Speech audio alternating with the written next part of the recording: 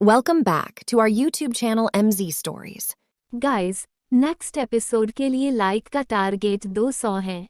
जैसे ही 200 लाइक्स हो जाएंगे तुरंत अगला एपिसोड आ जाएगा। तो अगर आपको जल्दी से नेक्स्ट एपिसोड चाहिए तो वीडियो को अभी लाइक करो। एपिसोड 31। आकृति ने कई बार फोन किया पर रेहान ने पिक नहीं किया। उसने देखा कि उसके फ़ोन की बैटरी भी लो हो गई है। उसे खुद पर ही गुस्सा आया कि क्यों उसने सुबह फ़ोन चार्ज नहीं किया। कुछ ही टाइम में वो उस खंडहर में थे। वो आदमी उसे लेकर एक रूम में गया। इस वक्त आकृति बहुत डरी हुई थी क्योंकि कहीं ना कहीं उसे डर था कि ये आदमी उसके साथ कुछ ऐसा वैसा ना कर दे। जब वो एक रूम में बाहर आए तो उस आदमी ने पीछे मुड़कर आकृति को अंदर जाने को कहा। आकृति ने उस आदमी को देखा और डोर खोल अंदर की ओर चली गई। अंदर आई तो को शौक हो गई सामने खड़े इंसान को देख। करीब 3 घंटे बाद आहूजा कॉरपोरेशन में रेहान ने अभी अभी अपनी मीटिंग खत्म की और वो मीटिंग रूम के बाहर निकला। जब उसने अपना फ़ोन ऑन किया तो वो घबरा गया क्योंकि उसमें उसे आकृति के काफ़ी सारे कॉल्स थी। आकृति के इतने सारे मिस कॉल से वो काफ़ी घबरा गया था। उसने आकृति को तुरंत कॉल बैक किया पर अब आकृति का फ़ोन स्विच ऑफ आ रहा था और रेहान का डर बढ़ते जा रहा था। उसने जल्दी से उस हेड नर्स को कॉल किया। उस हेड नर्स ने भी कॉल अटेंड नहीं किया क्योंकि वो अभी एक सर्जरी में थी। रेहान की टेंशन अब बढ़ती ही जा रही थी और उसने जल्दी से अपनी कार निकाली और कार हॉस्पिटल की ओर बढ़ा दी। रेहान ने अपने लोगों को फ़ोन किया और उन्हें भी आकृति को ढूंढने के लिए कहा। अब कुणाल के आदमी चप्पा चप्पा आकृति को ढूंढ रहे थे। वहीं रेहान भी आकृति के हॉस्पिटल पहुंच गया पर उसे आकृति कहीं नहीं मिली। उसने पूरा हॉस्पिटल छान मारा पर उसे आकृति कहीं नहीं मिली। ढलते वक्त के साथ रेहान का डर अब बढ़ते जा रहा था। उसे कुछ समझ नहीं आ रहा था। वो बहुत घबराया हुआ था। तभी उसके दिमाग में आदमी का ध्यान आया और वो अपनी कार में आकर अपने एक आदमी को कॉल कर एक आदमी का एड्रेस निकालने के लिए कहा।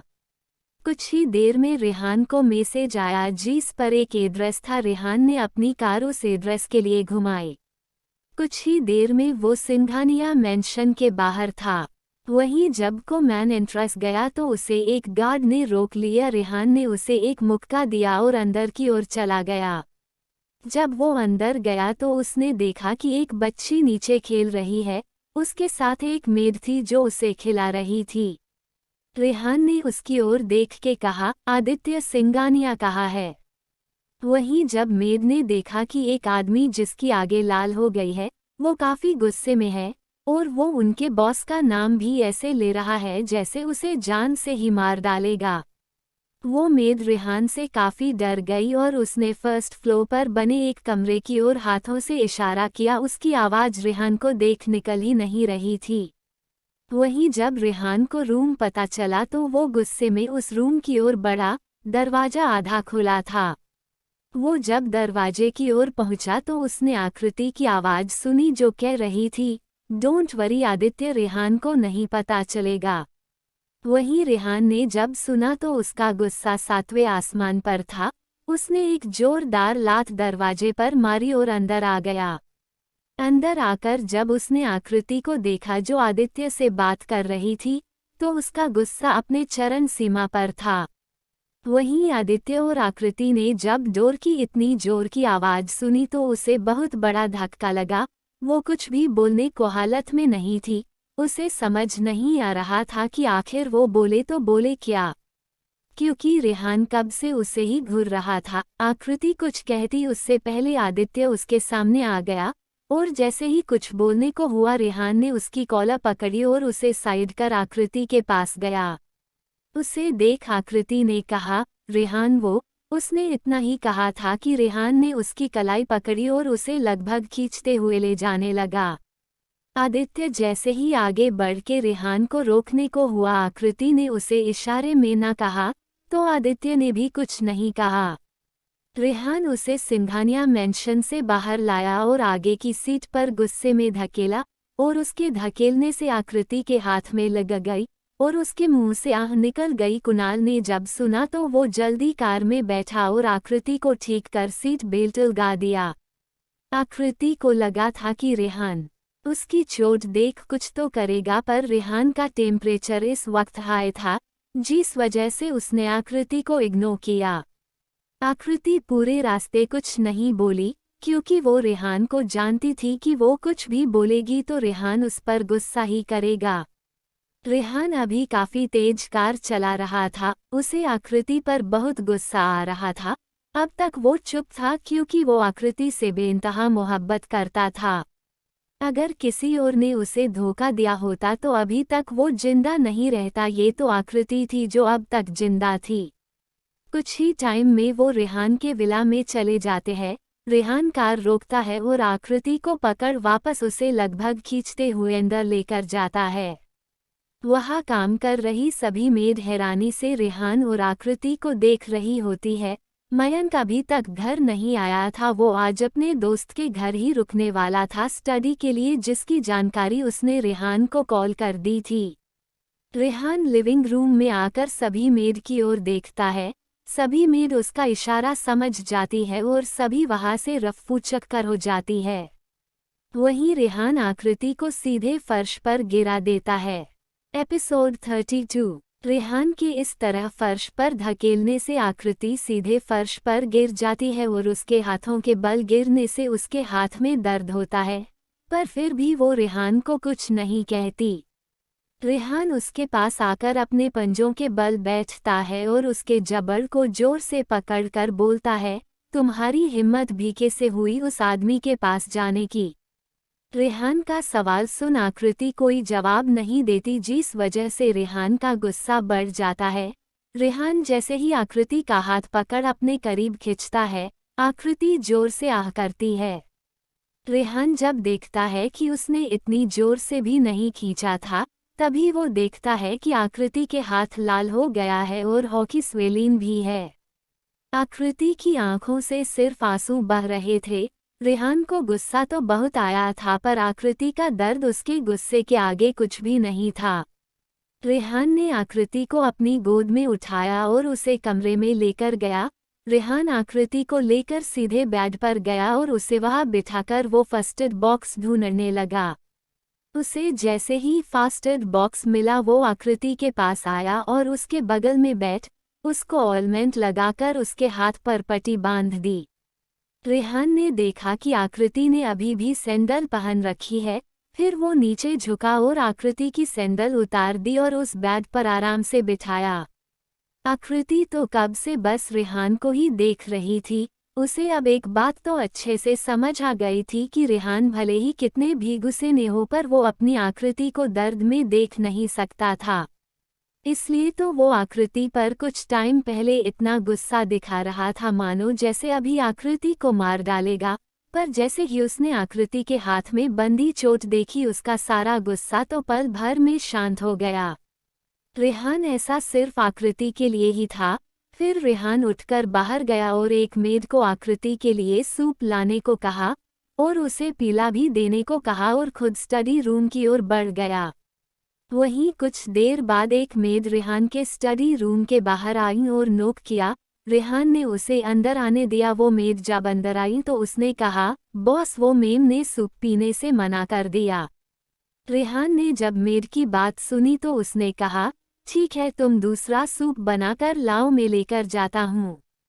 रेहान की बात पर उस मेड ने हामी भरी और वो वापस नया सूप बनाने चली गई। कुछ ही देर में उस मेड ने रेहान को सूप दिया और रेहान उस सूप को लेकर कमरे की ओर बढ़ गया। आकृति रूम में बैठी बस दरवाजे को घूर रही थी।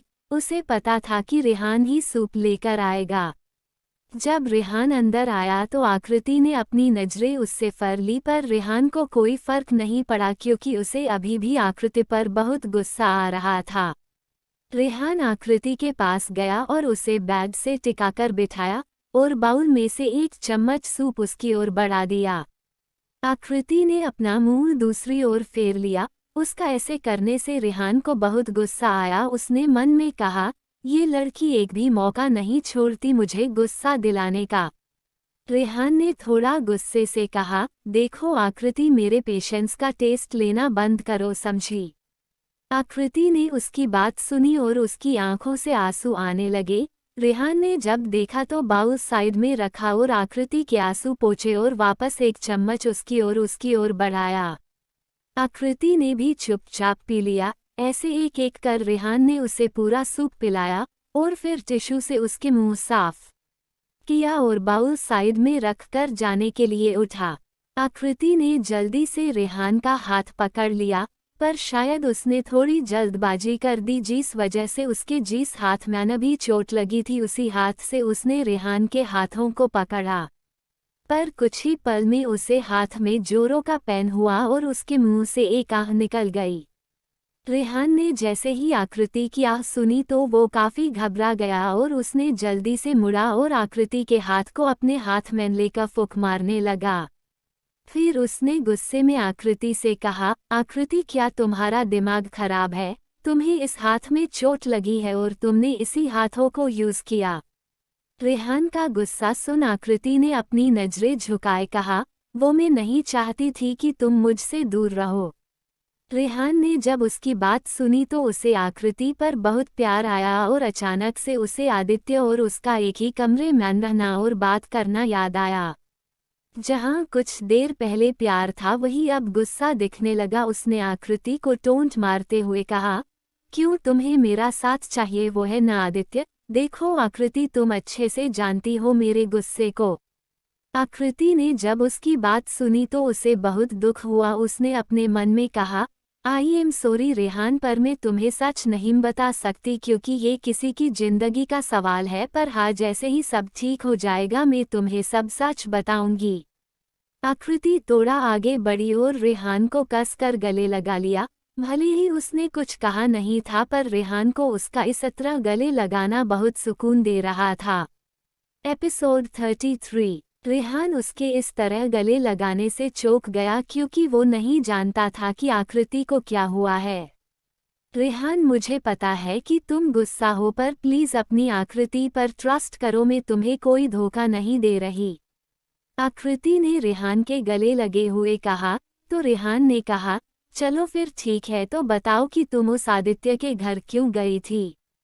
आकृति ने जब रेहान का सवाल सुना तो उसकी सांसें अटक गई और उसने कहा, आई एम सॉरी बट मैं तुम्हें नहीं बता सकती कि।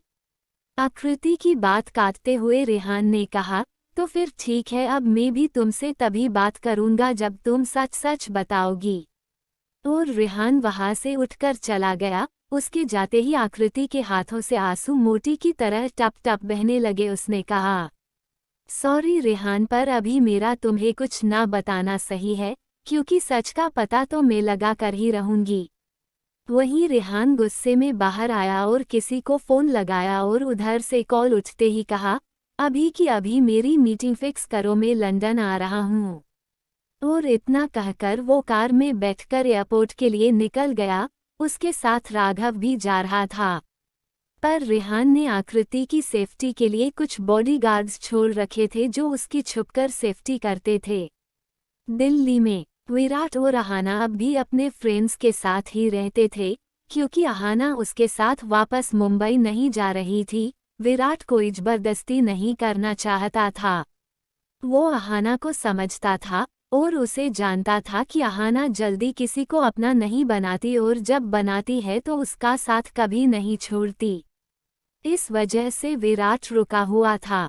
अभी शाम का समय था और विराट बालकनी में बैठा लैपटॉप पर काम कर रहा था। वहाँ एक बड़ा झूला था जिस पर बैठ वो केस के बारे में देख रहा था। तभी उसकी नज़र अहाना पर पड़ी जिसने अभी एक कुर्ता पहना था जो उसके थाए तक था। वो बहुत खूबसूरत लग रही थी क्योंकि वो अभी अभी नहाकर बाहर आई थी और उसके शरीर पर पानी मोतियों की तरह टपक रहा था। वो किसी खिले गुलाब से कम नहीं लग रही थी। तभी उसकी नज़र विराट पर पड़ी जो उसे ही देख रहा था। विराट के इस तरह देखने से अहाना शर्मा गई। विराट ने जब अहाना का शर्म से लाल चेहरा देखा तो उसका दिल मानो उसके लिए थम सा गया। उसने अपना लैपटॉप साइड में रखा और एक बालकनी से दूसरी बालकनी चला गया। उनकी बालकनी बस 5 से 6 फीट लंबी थी जिससे विराट आराम से कूद सकता था। अहाना तो उसका सडन आता देख चौंक गई। वो जैसे ही कुछ बोलने को हुई विराट ने उसका मुंह दबा दिया और अंदर रूम में ले गया और उसे दीवार से सटाकर उसकी गहरी आंखों में देखने लगा। कुछ पल के लिए तो अहाना उसकी गहरी नीली आंखों में खोसी गई। फिर उसने होश में आते हुए कहा, विराट क्या कर रहे हो? अजय घर में है, अगर उसने तुम्हें देखा तो दिक्कत हो जाएगी। एक तो पार्टी के रात भी तुमने कम तमाशा नहीं किया था।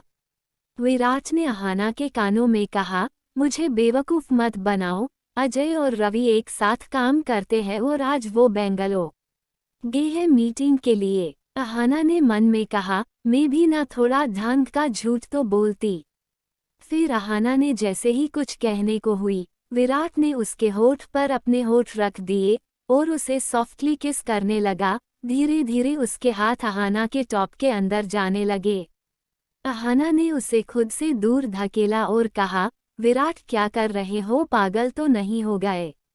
अहाना की बात सुन विराट हल्का सा मुस्कुराया और वापस अहाना को कमर से पकड़ अपनी बाहों में भरा और कहा, अहाना प्लीज यार, आई रियली लव यू। आखिर क्या प्रॉब्लम है?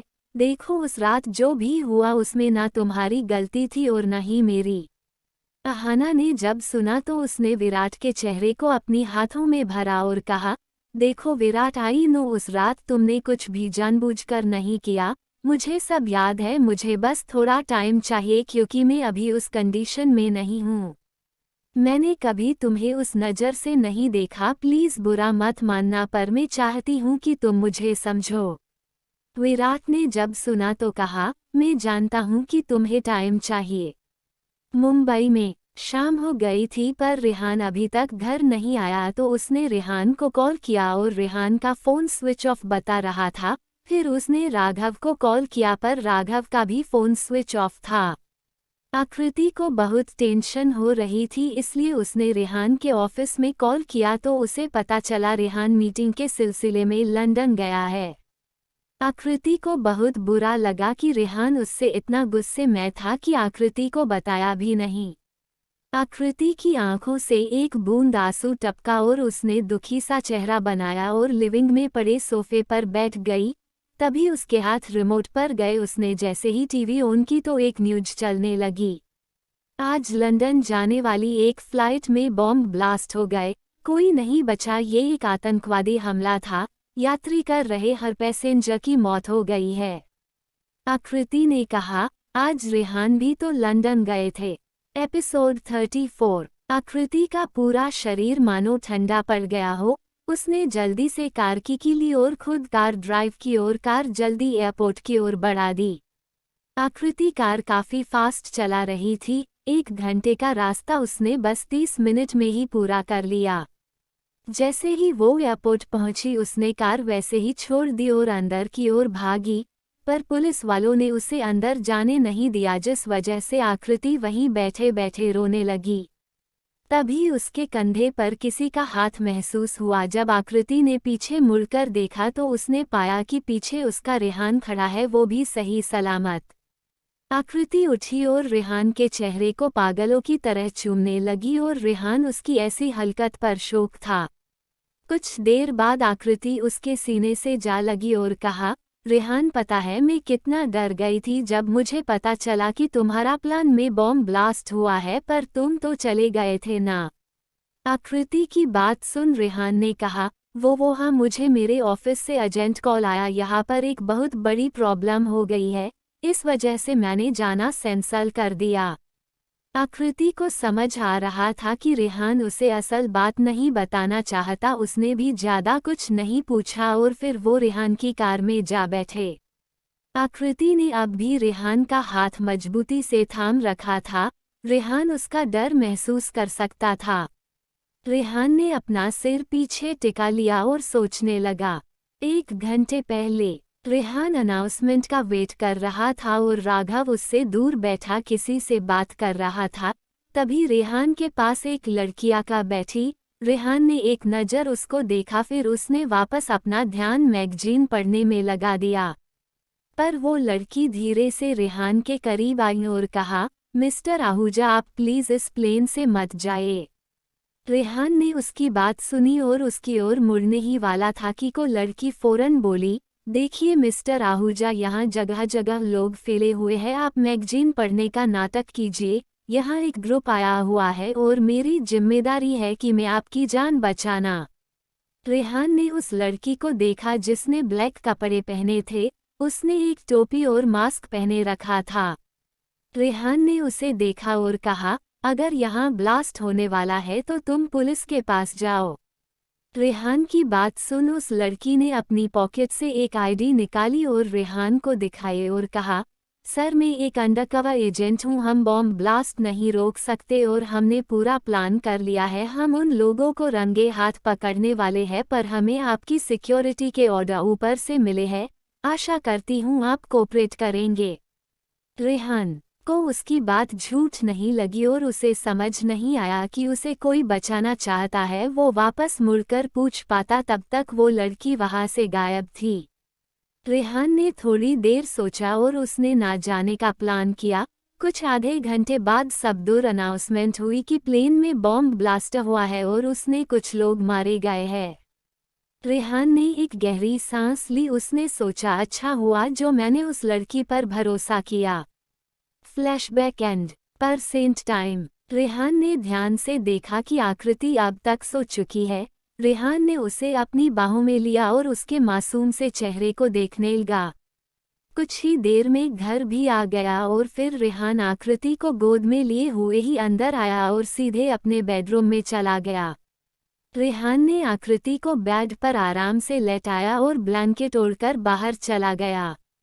उसके जाते ही आकृति ने अपनी आंखें खोली। वो तभी जाग गई थी जब कार विला पहुंची थी, पर आकृति ने अपनी आंखें नहीं खोली। वो मुस्कुरा दी और कहा, चाहे कितना भी गुस्सा कर लो पर मेरी केयर करना कभी नहीं छोड़ पाओगे रेहान। फिर आकृति ने लैंप के पास से फोन उठाया। उसने देखा कि किसी का मिस कॉल है। उसने नंबर देखा तो उसने तुरंत वापस नंबर डायल किया। कुछ ही देर में रिंग जाने लगी। 5 से 6 रिंग में कॉल उठ गया। आकृति ने हेलो कहा तो सामने से आवाज आई। सामने वाले कॉल पर एक लड़की थी। तो आकृति, मैंने अपना वादा पूरा किया और रेहान आहूजा को बचा लिया। अब बोलो क्या फैसला है तुम्हारा, तुम हमारी मदद करोगी? आकृति ने कहा, देखिए मैं जानती हूँ कि आज आपने मेरी बहुत बड़ी हेल्प की है, मेरे रेहान को बचाकर बस कुछ दिन और फिर मैं आपका काम कर दूंगी। वहीं स्टडी रूम में रेहान ने कुछ सोचते हुए राघव से कहा, उस लड़की ने मुझसे झूठ बोला कि वो एक एजेंट है, पर मुझे अभी तक ये समझ नहीं आया कि आखिर उसने मेरी जान क्यों बचाई। राघव ने रेहान से कहा, बॉस मैंने सीसीटीवी कैमरास भी चेक कराए पर को लड़की हमें कहीं नहीं मिली। मैंने कुछ आदमियों को लगा दिया है पता करने को, जल्द ही पता चल जाएगा। रेहान ने हमें गर्दन हिलाई और उसे जाने को कहा। तभी उसके फोन पर एक नंबर फ्लैश हुआ। इस नंबर को वो जानता था। एपिसोड 35। उसने कुछ देर सोचा और कॉल कट कर दिया।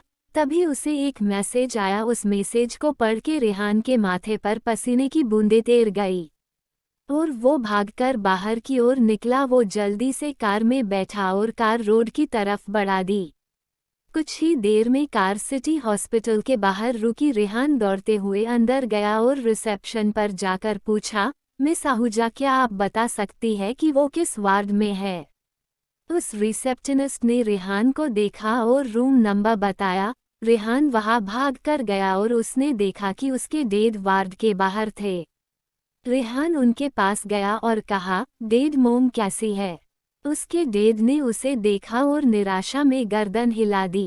कुछ ही देर में डॉक्टर आए और उन्होंने कहा, मिस्टर आहूजा आपकी वाइफ ठीक है, बस बीपी लो होने की वजह से उन्हें चक्कर आ गए थे, आप बस उनके खाने पीने का ख्याल रखें। मिस्टर आहूजा ने हमें गर्दन हिलाए और फिर वो वार्ड के अंदर चले गए। रेहान भी उनके पीछे पीछे चला गया। अंदर वार्ड में मिसेस आहूजा बेड पर लेटी हुई थी। उनका चेहरा पूरी तरह पीला पड़ चुका था। उनके चेहरे को देख कोई भी कह सकता था कि उन्होंने बहुत दिन से डिप्रेस्ड है। अंदर आते ही मिस्टर आहूजा अपनी वाइफ के पास आए और उनके पास बैठकर उनके हाथों को अपने हाथ में लेकर कहा, आपको मैंने कितनी बार कहा है कि प्लीज़ अपने खाने पीने पर ध्यान दिया कीजिए, पर आप हैं कि मेरी बात सुनती ही नहीं है। अब बताओ, हो गया ना, भी पी लो और उस वजह से आना पड़ा ना आपको हॉस्पिटल। रेहान के डैड मिसेज आहूजा को नॉन स्टॉप बातें सुनाए जा रहे थे। उन्हें सबसे बड़ा बुरा इस बात से लगा कि आज उनकी वाइफ बीमार है। मिसेज आहूजा ने धीरे से कहा, आप मुझ पर अब चिल्लाना बंद कीजिए। आपको पता है ना मैं परेशान किस वजह से, आपके बेटे की वजह से। आपका बेटा देखी ना मेरा कॉल पिक करता है और ना मुझसे बात करता है, और इतनी बड़ी भी क्या गलती कर दी मैंने। जो कुछ भी किया मैंने उसके लिए ही तो किया है ना। मिसेज आहूजा को बहुत तकलीफ हो रही थी क्योंकि काफ़ी दिनों से वह लगातार रेहान को कॉल किए जा रही थी, पर रेहान उनके कॉल पे ही नहीं कर रहा था। ऊपर से वह उनके कॉल कर भी कर रहा था। इस बात में उन्हें बहुत ज़्यादा हिलाकर रख दिया था। रेहान अपनी मॉम के पास आया और उनके माथे पर हाथ फेरते हुए कहा, एम सॉरी, मुझे आपके साथ ऐसा नहीं करना चाहिए था। मेरे से बहुत बड़ी गलती हुई है यार, प्लीज़ टाइम पर खाना खाया करिए। भले ही बहुत गुस्से में हूँ, पर वह अपनी माँ को तकलीफ में तो नहीं देख सकता था। आखिर उसकी मॉम थी। उसकी मॉम ने उसकी बात सुन तो उनके फेस पर एक हल्की सी मुस्कान तैर गई। वह मुस्कान कुछ ऐसे थे जैसे उनका प्लान सक्सेसफुल हो गया हो। उन्होंने अपनी गर्दन हम ही लाई और रेहान से कहा, ओके बेटा ओके, अब से मैं टाइम पर सा मेडिसिन्स लूंगी, पर तुम्हें मुझसे एक प्रॉमिस करना होगा कि अब तुम मुझ पर और गुस्सा नहीं करो। प्लीज़ माफ़ कर दो अपनी मॉम को। अगर तुम्हारी खुशी आकृति में है तो ठीक है। रेहान जब अपनी मॉम की बात सुनी तो उसकी खुशी का तो मानो कोई लेवल ही नहीं था। हमेशा से यही तो चाहता था कि उसके परिवार वाले आकृति को अपना ले, और आज शायद वैसा ही हो रहा था। उसे बहुत ज़्यादा खुशी हो रही थी। रेहान ने अपनी मॉम की सरहद पर केस किया और कहा, फिर ठीक है मॉम, मैं अफरीद को घर जाकर अभी यह खुशखबरी देता हूँ और हम कल आपके यहाँ पर डिनर के लिए आएंगे, ठीक है। रेहान की बात पर मिसेज आहूजा ने हामी भरी और यहाँ से चला गया। यहाँ जाते ही मिसेज आहूजा ने मन में कहा, बहुत हुआ, आप बहुत खेल लिया तुमने मेरे बेटे के साथ, अब बारी मेरे हैं। अब तुम्हें पता चलेगा कि जब कोई माँ अपने बेटे से अलग होती है उसका दर्द क्या होता है। मेरा बेटा छीना था ना तुमने मुझसे, अब मैं तुमसे तुम्हारा पति छीन लूंगी। रेहान के विला में आकृति अपने फ़ोन से एक नंबर डायल किया। कुछ ही रिंग्स में सामने से उठ गया। आकृति ने कहा, मैं तैयार हूँ। उसके ना कहते हैं सामने से एक खुशी भरी आवाज़ आई, थैंक यू सो मच आकृति, जो तुम हमारी बात मानने के लिए तैयार हो गई। हमें आज ही निकलना होगा, मैं तुम्हारी फ़्लाइट की टिकट बुक करा देती हूँ। आकृति ने हाँ कहा और कॉल रख दिया। अमेरिका में एक आदमी एक बड़ी सी चेयर पर बैठा हुआ था। वह करीब 35 साल का था। उसके चेहरे से मक्कारी जैसे झलक रही थी। उसके सामने खड़ा एक लड़का जिसकी उम्र करीबन 22 साल के आसपास थी। उसने उसके आदमी से कहा, बॉस, इन्फॉर्मेशन बिल्कुल सही है, अक्षरा सूर्यवंशी आ रही है। वह आदमी है हल्का सा मुस्कुराया और कहा, तो मिस सूर्यवंशी अब आएगा मजा, यहाँ आएंगे और कभी वापस नहीं जा पाएंगी। जोर जोर से हंसने लगा और कहा, भाई तैयारी करो, मिस अक्षरा सूर्यवंशी आ रही है। कोई कमी नहीं रहनी चाहिए उनके स्वागत में। उस लड़के ने हमें अपनी गर्दन हिलाई और वहां से चला गया। इंडिया में रेहान हॉस्पिटल से निकला और सीधा अपनी कार में आकर बैठा। वो पहले तो घर जाना चाहता था, पर उस ऑफिस में कुछ काम सा गया इसलिए वो ऑफिस चला गया। रेहान के विला में आकृति छुपते छुपात घर से बाहर निकली। उसने ब्लैक जीन्स और ब्लैक हुडी पहनी थी और फेस को भी मास्क से कवर किया था। उसने एक कैब बुक की और सीधा एयरपोर्ट के लिए निकल गई। एपिसोड 36। वो एयरपोर्ट पहुंची तो उसने देखा एक आदमी उसका एयरपोर्ट के बाहर वेट कर रहा है। वो आदमी आकृति के पास गया। उस आदमी ने आकृति को ग्रिट किया और कहा, मैम आप बिल्कुल बेफिक्र रहिए, किसी को कुछ नहीं पता चलेगा और मैं हमेशा आपके साथ रहूंगा आपकी रक्षा करने के लिए। मैं आपको प्रोटेक्ट करूंगा। आकृति ने उसे देखा और अपनी गर्दन हाँ में हिला दी। तभी उसके फ़ोन पर नोटिफिकेशन की आवाज़ आई। उसने जब अपना फ़ोन देखा तो पाया इसमें रेहान का मैसेज था। आकृति के माथे पर हल्की पसीने की बूंदें तैर गई। उसने जल्दी से मैसेज खोला। मैसेज में लिखा था कि आई एम सॉरी बेबी, मुझे ऑफिस के काम से बाहर जाना है तो मुझे आने में 3 से 4 दिन लगेंगे, तो तुम अपना ख्याल रखना और टाइम पर खाना खाना। आकृति को मैसेज देखकर खुशी हुई क्योंकि उसे अब रेहान से डरने की जरूरत नहीं थी और वो बेफिक्र होकर जा सकती थी। तभी उसके पास खड़ा आदमी बोला, जिसका नाम दिलावर था। उसने कहा, मैम प्लीज हमें निकलना होगा। आकृति ने हामी भरी और फिर वो दोनों वहां से निकल गए। उनकी फ्लाइट की अनाउंसमेंट हुई और वो चेकिंग करने चले गए और जल्द ही प्लेन में भी बैठ गए। कुछ घंटों के बाद आकृति और दिलावर ने चेकआउट कराया और दोनों बाहर आए। जब दोनों बाहर आए तो देखा कि बाहर बहुत सारी कार खड़ी थी, सब में बॉडीगार्ड्स थे। आकृति को पहले थोड़ा डर लगा तो उसने एक नज़र दिलावर को देखा तो दिलावर ने उसे आंखों ही आंखों में शांत रहने को कहा। आकृति थोड़ी रिलैक्स हुई और जाकर कार में बैठ गई। कार चलने लगी। लगभग 1 घंटे बाद कार एक बड़े से महल जैसे घर के पास आई। महल बहुत बड़ा था और बहुत सुंदर भी। ऐसा लग रहा था कि जैसे कोई सपना हो। ये महल किसी राजमहल से कम नहीं था। सभी गाड़ियां बड़े से गेट को पार करके अंदर की तरफ आईं। आकृति की घबराहट अब बढ़ते ही जा रही थी। आकृति ने अपने आप को रिलैक्स किया और फिर वो कार से उतरी। उसने देखा सामने एक 42 साल की औरत खड़ी है। उसकी फोटो उसने देखी थी। वो अक्षरा की मोम मिसेज आराध्या सूर्यवंशी थी। चलिए हम अक्षरा सूर्यवंशी के परिवार से मिलते हैं जिससे आपको कैरेक्टर समझ आए। कोष्टक अक्षरा सूर्यवंशी के पति है आदित्य सिंघानिया और उनकी एक बेटी है सांची सिंघानिया। उनसे तो आप मिल ही चुके हैं। अब अक्षरा के परिवार से मिलते हैं।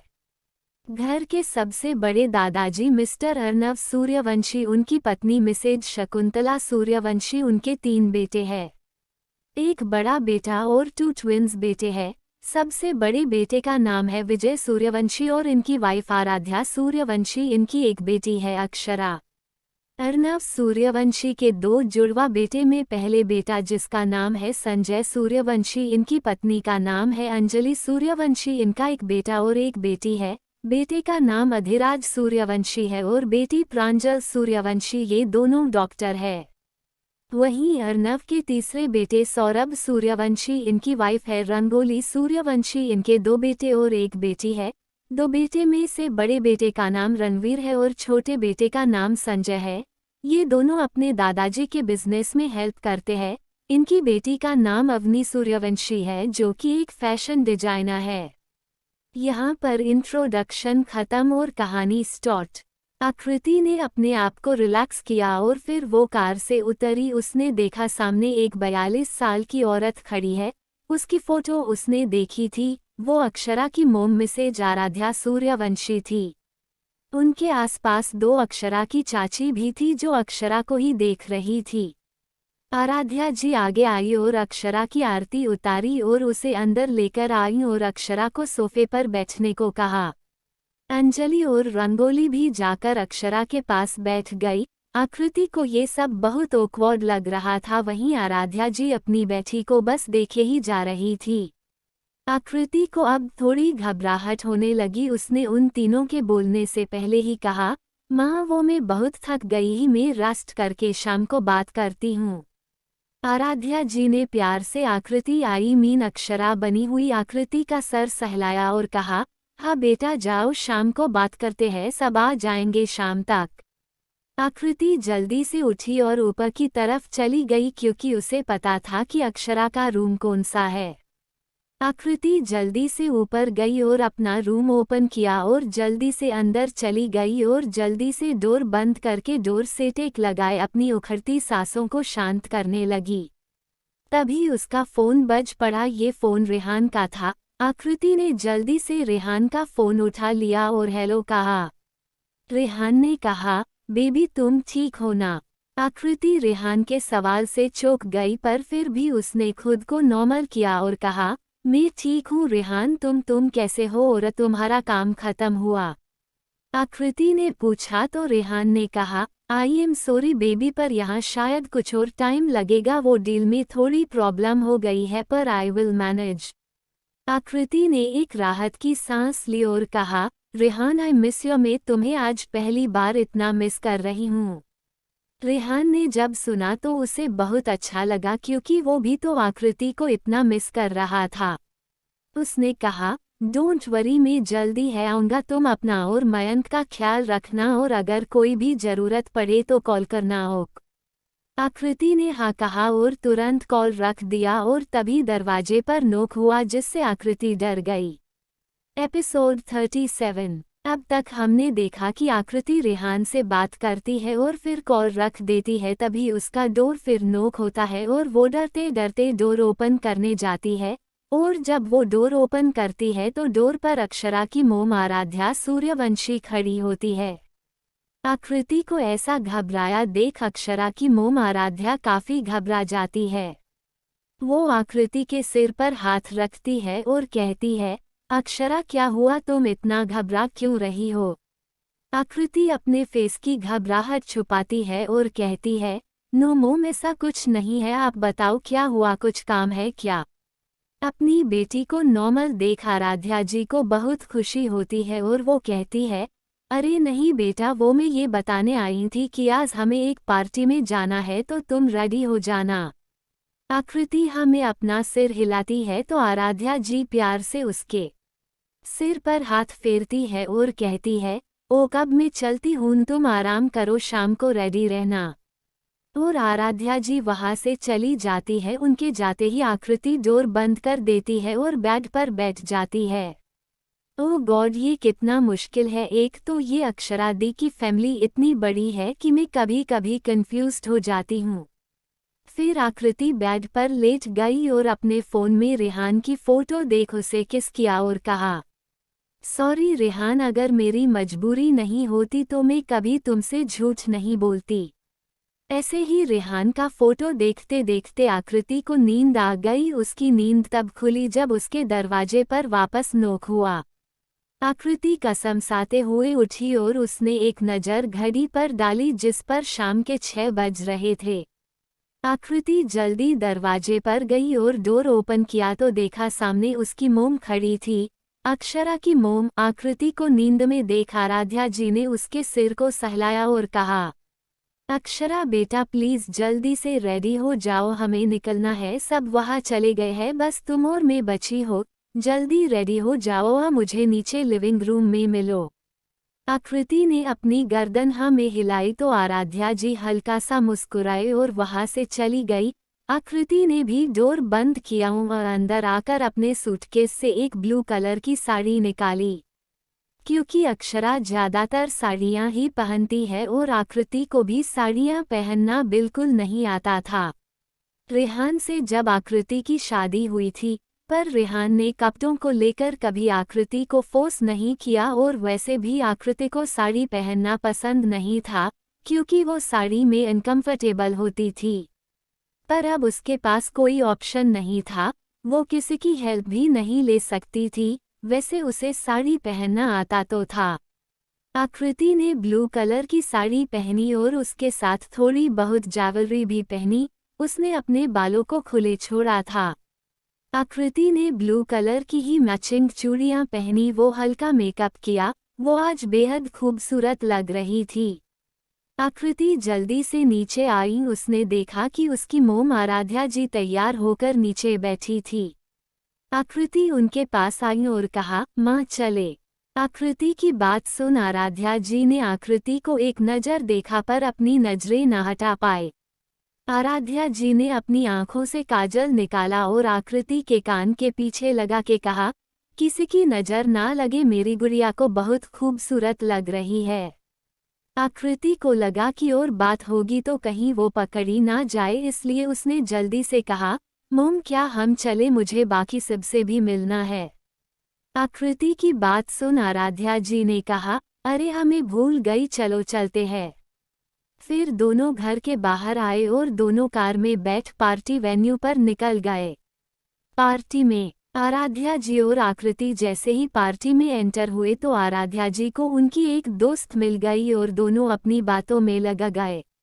आकृति वहां पर बोरियत से खड़ी थी, तभी उसे प्यास लगने लगी तो उसने आराध्या जी से कहा, माँ हम पानी पीकर आते हैं। आकृति की बात सुन आराध्या जी ने अपनी गर्दन हाँ में हिलाई तो आकृति वहां से पानी पीने चली गई। आकृति पानी पी ही रही थी तभी उसके पास एक लड़का आया। उस लड़के को देख आकृति ने कुछ ज्यादा रिएक्ट नहीं किया तो उस लड़के ने बात आगे बढ़ाते हुए कहा, हाय ब्यूटीफुल, आप पार्टी में अकेले अच्छी नहीं लगती, वैसे आपका नाम जान सकता हूँ।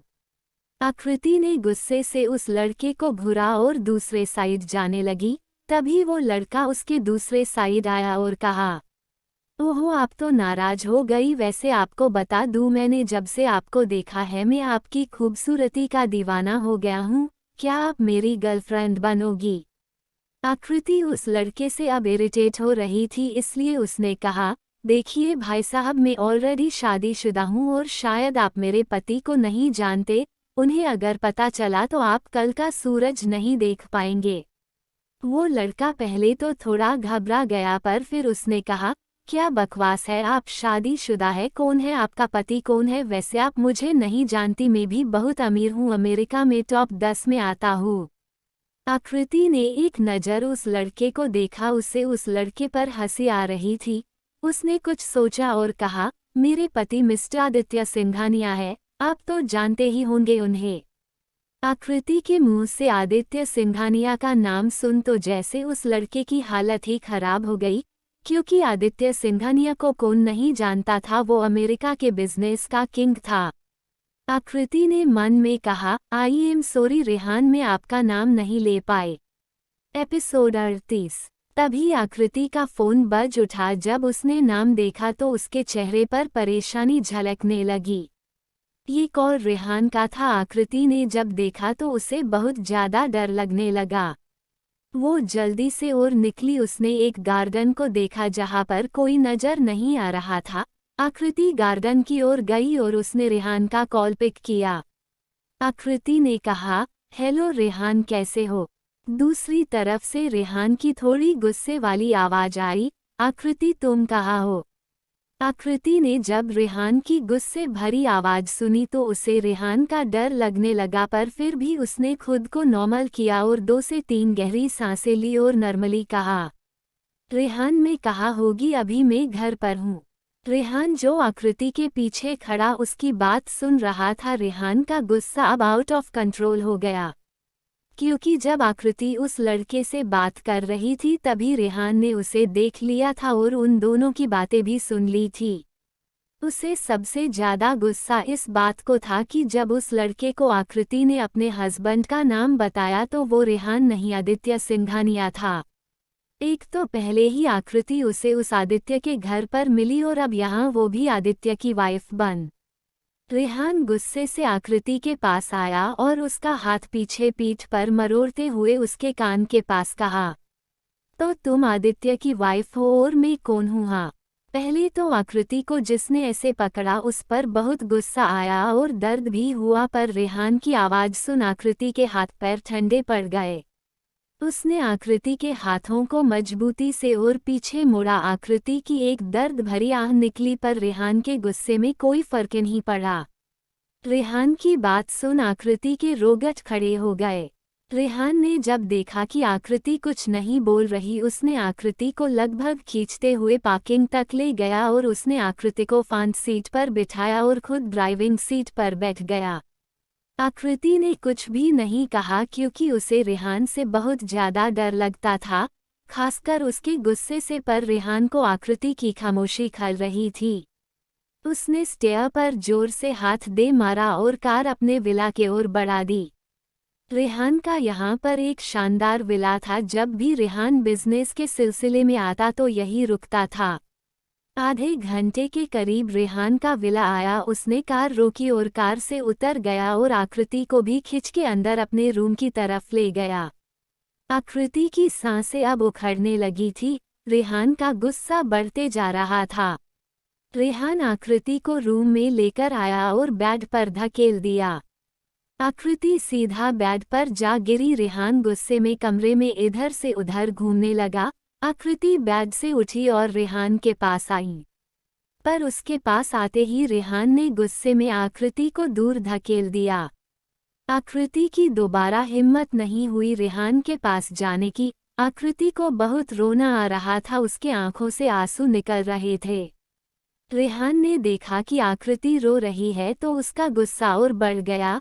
रेहान उसके पास आया और उसका जबड़ा पकड़ के कहा, आकृति, मैंने मना किया था कि तुम उस आदित्य से नहीं मिलेगी तो तुम यहाँ आई क्यों? क्या तुम मेरे सब्र का इम्तिहान ले रही हो? फिर रेहान ने आकृति को बेड पर धकेल दिया और खुद उसके ऊपर आकर उसे जबरदस्ती किस करने लगा। उसका किस जरा भी सॉफ्ट नहीं था। आकृति उस किस में गुस्सा महसूस कर सकती थी। आकृति ने रेहान को खुद से दूर धकेलने की लाख कोशिश की, पर वो रेहान से नहीं जीत सकती थी। रेहान उसके होठ को बेरहमी से बाइट भी रहा था, जिससे आकृति को बहुत दर्द हो रहा था। लगभग 20 मिनट किस करने के बाद रेहान ने आकृति को छोड़ दिया। फिर वो आकृति के गर्दन को बेतहाशा चूमने लगा और साथ ही वो बाइट भी कर रहा था। आकृति बार बार उसे रोक रही थी। Rehan, Rehan please don't do this. Rehan please मुझे छोड़ दो, तुम मुझे हर्ट कर रहे हो। आकृति की ये बात सुन रेहान रुक गया और आकृति की आंखों में देखते हुए कहा, अच्छा तो तुम्हें दर्द हो रहा है और मेरा क्या? हाँ, मेरा दर्द नहीं दिख रहा तुम्हें? तुम्हें पता है मैं कितना तड़पा हूँ तुम्हारे लिए और तुम्हें अपना दर्द दिख रहा है? क्या गुजरी होगी मुझ पर जब मेरी पत्नी रेहान आहूजा की पत्नी किसी और को अपना पति कह रही हो? हाँ, तुमने कहा तुम्हें अभी किसी को नहीं बताना, मैंने माना। तुमने कहा कि मुझे जॉब करनी है, मैंने वो भी करने दी। तुमने कहा तुम अभी हमारे बीच कोई रिश्ता नहीं चाहती, मैंने माना। इतना प्यार करने के बाद भी अगर तुम्हें मेरे प्यार की कोई कद्र ही नहीं है तो मुझे मेरा प्यार पाना भी आता है। जरूरत पड़ी ना तो मैं अपना प्यार जबरदस्ती हासिल करूंगा। बहुत हो गया, बहुत दे दी छूट तुम्हें, अब मुझे मेरा हक चाहिए। आकृति रेहान की हर बात बड़े ध्यान से सुन रही थी और उसकी आंखों से पानी बहे जा रहा था। आकृति ने अपने भरे गले से कहा, रेहान, क्या तुम अब मेरे साथ जबरदस्ती करोगे? आकृति की ये बात सुन रेहान की आंखों से गुस्सा थोड़ा शांत हुआ। वो कभी अपनी आकृति के साथ जबरदस्ती नहीं कर सकता था। वो आकृति को अपनी जान से भी ज्यादा प्यार करता था। आकृति के लिए तो वो पूरी दुनिया से लड़ सकता था। कोई नहीं जानता था कि जब आकृति ने रेहान को छोड़ा था तो रेहान कितना रोया था। उसे आकृति के दिए दर्द दूरी भुलाने के लिए शराब का सहारा लेना पड़ा था। फिर उसकी हालत बहुत खराब हो गई थी। आकृति ऐसी पहली लड़की थी और आखिरी भी जिससे उसने हद से भी ज्यादा प्यार किया था। एपिसोड 39। रेहान ने एक नज़र आकृति को देखा और तो उसके दिल में एक अजीब सा दर्द उठा। उसने आकृति को दर्द देने के बारे में कभी सपने में भी नहीं सोचा था, पर अब वो देख पा रहा था। आकृति रेहान के गले लग गई और अपनी स्लो आवाज में बोली, प्लीज रेहान, मुझे माफ कर दो, पर मैंने कभी नहीं चाहा था कि मैं तुम्हें तकलीफ दूं, पर अगर तुम्हें मेरी वजह से दर्द हो रहा है तो मैं उसके लिए तुमसे माफी मांगती हूँ। आकृति की बात रेहान के दिल को अलग तरह का ठंडक पहुंचा रही थी। रेहान ने उसे अपनी बाहों में और कस लिया और दोनों वैसे ही नींद के आगोश में चली गए। लगभग आधी रात को आकृति की आंख खुली क्योंकि उसका फोन रिंग हो रहा था। आकृति ने एक नज़र रेहान को देखा जो गहरी नींद सोया हुआ था। आकृति ने खुद को रेहान की बाहों से आज़ाद कराया और बाहर चली गई कॉल पिक करने। उसने देखा कॉल इंडिया से है तो आकृति ने कॉल पिक किया और हेलो कहा। तभी उधर से एक लड़की की आवाज आई, हेलो आकृति, क्या हुआ? तुम पार्टी से अचानक गायब कैसे हो गई? तुम्हें पता भी है दिलावर तुम्हें पूरे पार्टी में ढूंढ रहा था। जब तुम नहीं मिली तो उसने मुझे कॉल किया। उसने परिवार को समझा दिया है कि तुम अपने दोस्त के यहाँ हो, पर अब तुम मुझे बताओगी कि आखिर तुम कहाँ हो? आकृति ने सामने खड़ी लड़की की पूरी बात सुनी और कहा, आई एम सॉरी जो मेरी वजह से दिलावर को इतनी परेशानी हुई, पर मैं क्या करती। रेहान यहाँ पर है, उन्होंने मुझे पार्टी में देख लिया था और वो ही मुझे जबरदस्ती यहाँ लेकर आए हैं। आकृति की बात सुन सामने वाली लड़की ने घबरा कर पूछा, क्या क्या मतलब है, क्या तुमने सब बता दिया उसे? उस लड़की को बात सुन आकृति ने कहा, नहीं अभी तक मैंने रेहान को कुछ नहीं बताया, पर मुझे डर है कि वो जरूर सब पता कर लेगा और अगर उसे सब पता चल गया तो उसे वो राज भी पता चल जाएगा जो हम सबसे छुपा रहे हैं। मैं जानती हूँ रेहान को बचपन से, वो अगर कुछ ठान ले तो उसे कोई नहीं रोक सकता। उस लड़की ने आकृति की पूरी बात सुनी और कहा, आकृति सुनो, तुम्हें आज सबने पार्टी में देखा है और सबको अब पता चल गया है कि अक्षरा ठीक है, इतना बहुत है। कल ही तुम इंडिया वापस आओ, क्योंकि मेरी इन्फॉर्मेशन के अनुसार अब तुम पर खतरा बढ़ेगा, तो तुम कल ही रेहान के साथ आकृति बनकर आओ, किसी को कुछ पता नहीं चलेगा और अक्षरा के फैमिली को मैं दिलावर से कहकर संभाल लूंगी। अब तुम्हारा अमेरिका में रहना सेफ नहीं है। आकृति ने उसकी बात पर हामी भरी और कॉल रख दिया। आकृति ने जैसे ही फोन रखा उसे अपने कंधे पर किसी का हाथ महसूस हुआ और वो डर गई, उसके पसीने छूटने लगे, उसका पूरा शरीर बर्फ की तरह जम गया और वो वहीं जमी खड़ी रही। तभी पीछे से रेहान की आवाज आई, तुम यहाँ क्या कर रही हो, वो भी इतनी रात को? आकृति ने जब रेहान की बात सुनी तो उसने एक राहत की सांस ली और खुद को नॉर्मल किया और फिर अपना फोन अपनी आगे वाली पॉकेट में रख पीछे मुड़ी और रेहान से कहा, वो रेहान, वो मैं पानी पीने आई थी। आकृति की बात रेहान ने सुनी पर उसे यकीन नहीं हुआ और फिर उसने आकृति को अपनी गोद में उठा लिया। तो आकृति ने भी ज्यादा नखरे ना करके चुपचाप रेहान के गले में अपनी बाहें डाल दी और रेहान के सीने पर अपना सिर रख दिया। रेहान ने उसे नखरे ना करते देखा तो वो काफी खुश हुआ और उसने आकृति को और कस कर पकड़ लिया और कमरे में ले जाकर बेड पर लेटा दिया और खुद उसके बगल में लेट गया। आकृति ने अपने दोनों पैर रेहान के पैर पर रखे और अपने दोनों हाथ से रेहान की कमर को, आकृति ने अपना सिर रेहान के कंधे पर रखा और सोने लगी। रेहान जो कब से उसकी ये हरकतें देख रहा था, उसने एक झलक आकृति को देखा, फिर उसे अपनी बाहों में उड़क कर सो गया। सुबह का समय, आकृति आराम से सो रही थी और रेहान उसे बस प्यार से निहार रहा था। सुबह के वक्त आकृति और भी ज्यादा खूबसूरत लग रही थी, उसका चेहरा खिला हुआ था। रेहान उसे पूरी जिंदगी अपनी बाहों में भर के सो सकता था, क्योंकि आकृति उसका वो सुकून थी कि कोई उसे वो सुकून नहीं दे सकता था। कुछ ही देर में आकृति की नींद खुली, वो कसम साते हुए उठी और उसने जब अपनी आंखें खोली तो सामने उसे रेहान का हैंडसम चेहरा देखा। आकृति ने उसे एक नज़र देखा और फिर वापस अपनी आंखें बंद कर ली। उसे इस वक्त काफ़ी शर्म आ रही थी। वहीं रेहान ने जब उसकी ऐसी हरकतें देखी तो उसके फेस पर ना बयां करने वाली स्माइल आ गई। उसने आकृति के फेस को अपनी हाथों में भरा और उसके माथे पर किस कर दिया। आकृति ने उसे एक नज़र देखा और उसने रेहान को वापस हग कर लिया, जिस वजह से रेहान को काफ़ी खुशी हुई। कुछ देर ऐसे ही समय बिताने के बाद रेहान ने आकृति से कहा, आकृति हम कल इंडिया जाएंगे, आज मेरी एक इम्पोर्टेंट मीटिंग है, पर तुम यहाँ से बाहर नहीं जाऊंगी, समझ गई ना, वरना तुम मेरा गुस्सा जानती हो। भले ही रेहान ने ये बात ठंडे लहजे में कही थी, पर आकृति उसके हर एक शब्द को वार्निंग जैसे समझ रही थी। रेहान अभी भी आकृति की आंखों में देख रहा था, फिर उसने मन में कहा, मैं जानता हूँ कि तुम कुछ तो छुपा रही हो, पर मैं पता लगा कर रहूंगा कि आखिर तुम क्या छुपा रही हो और तुम अमेरिका क्यों आई। एपिसोड 40। रेहान अब भी आकृति को ही देख रहा था, तभी उसका फोन रिंग हुआ। कॉल राघव का था। रेहान ने फोन उठाया तो राघव ने कहा, बॉस अभी लगभग 2 घंटे बाद हमें मीटिंग के लिए निकलना होगा।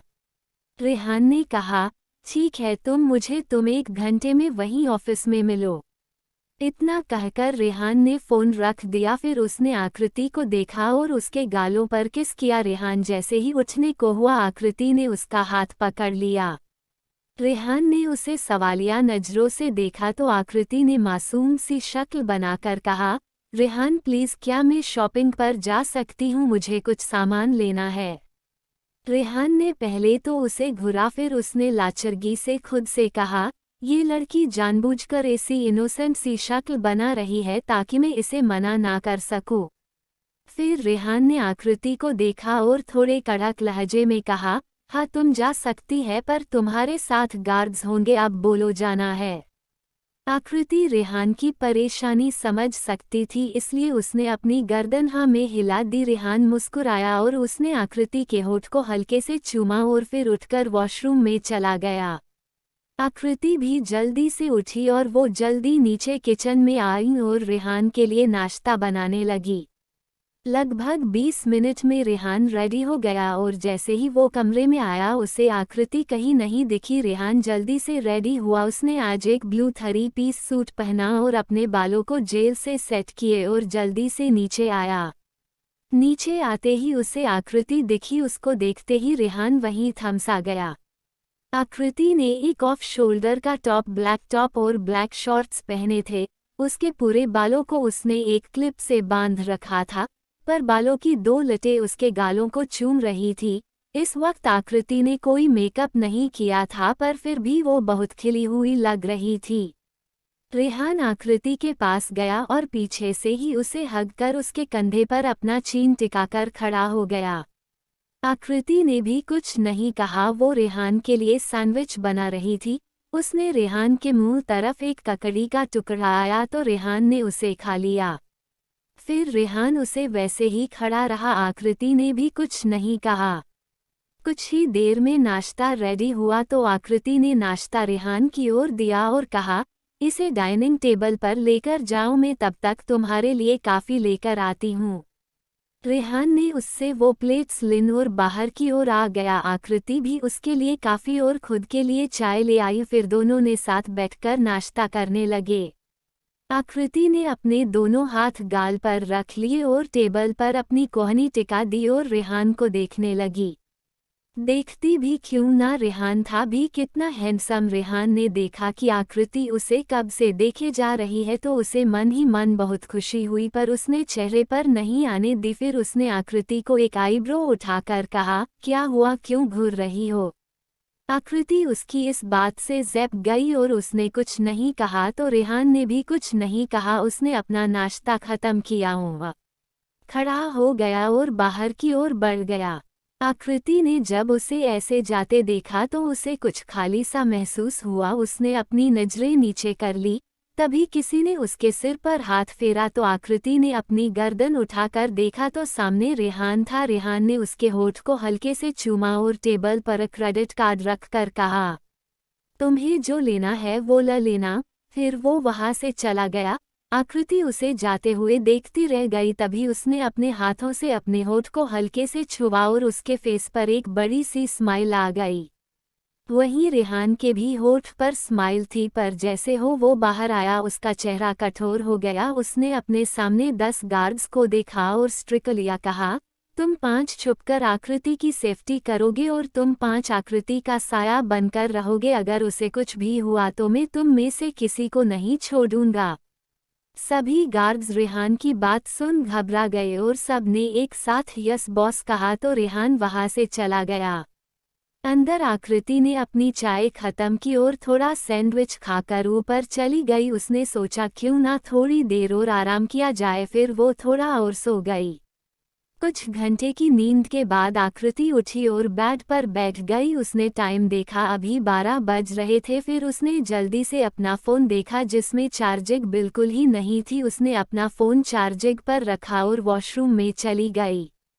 थोड़ी देर में वो बाहर आई। उसने अलमारी से अपने लिए एक वेस्टर्न ड्रेस निकाली और वो पहन ली। फिर उसने अपना पर्स किया व नीचे आ गई। वो विला से बाहर आई तो उसने देखा कि रेहान के गार्ड्स वहीं खड़े थे। आकृति को देख सभी गार्ड्स ने उसे ग्रिट किया और उसके लिए कार का डोर खोला। आकृति चुपचाप कार में जाकर बैठ गई। आकृति के पीछे और आगे एक एक कार चल रही थी। उसे बहुत अजीब सा लग रहा था, पर वो भी लाचार थी। कुछ ही देर में वो लोग एक मॉल में पहुंच गए। एक बॉडीगार्ड बाहर आया और उसने आकृति के लिए डोर ओपन किया। आकृति बाहर आई और मॉल के अंदर चली गई। अंदर जाते ही वो शॉपिंग में जुट गई। लगभग 1 घंटे बाद जब वो शॉपिंग करते करते थक गई तो उसने सोचा कि क्यों ना कुछ खाया जाए। वो मॉल में बने कैफे में बड़ी ही थी कि वो एक आदमी से टकरा गई। वो जैसे ही गिरने को हुई उस आदमी ने उसे पकड़ लिया। प्रकृति एक झटके से उससे अलग हुई, पर जब उसने उस आदमी का चेहरा देखा तो वो शॉक हो गई। गाइस, नेक्स्ट एपिसोड के लिए लाइक का टारगेट 200 है। जैसे ही 200 लाइक्स हो जाएंगे तुरंत अगला एपिसोड आ जाएगा। तो अगर आपको जल्दी से नेक्स्ट एपिसोड चाहिए तो वीडियो को अभी लाइक करो। Thanks for watching.